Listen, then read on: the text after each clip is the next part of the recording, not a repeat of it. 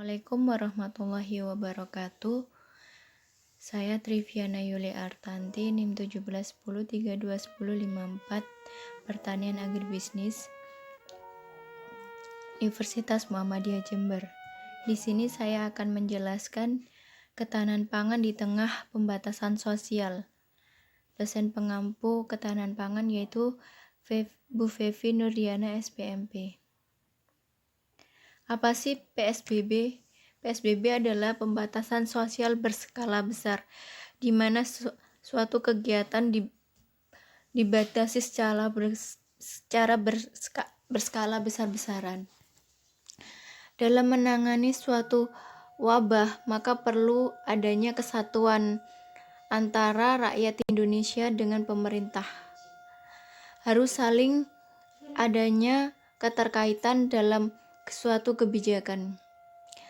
Dengan adanya suatu penyatuan antara pemerintah dan rakyat, maka virus akan segera diatasi. Terutama dalam hal pangan. Ketika pangan dapat terpenuhi dengan kecukupan, maka rakyat Indonesia tidak akan mengalami suatu kelaparan dengan adanya pembatasan sosial ini. Dan dokter pun akan menangani virus ini secara cepat.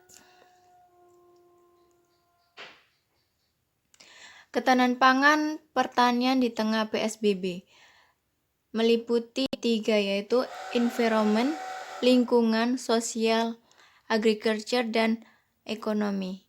Kenapa saya menyatukan pertanian dan ekonomi itu dalam satu lingkup? Karena pertanian dan ekonomi satu sama lain saling membutuhkan. Ketika tidak ada suatu ekonomi, maka pertanian juga akan terganggu. Ketika suatu pembatasan dibatasi secara berskala besar-besaran, ekonomi pun akan terganggu. Begitu pula dengan lingkungan. Distribusi dalam penyebaran suatu distribusi pangan juga akan terganggu dalam lingkungannya. Nah, upaya yang bisa dilakukan di tengah pandemi ini yaitu melakukan suatu kebijakan yang saling menguntungkan antara pemerintah dan rakyat Indonesia, yaitu yang dilakukan Bapak Jokowi, menyalurkan dana pangan untuk rakyat Indonesia yang membutuhkan. Karena kenapa? Ketika pangan dibatasi di pasar, tidak ada pembatasan di suatu pasar tradisional, maka kegiatan ekonomi pun akan melumpuh. Nah, perlunya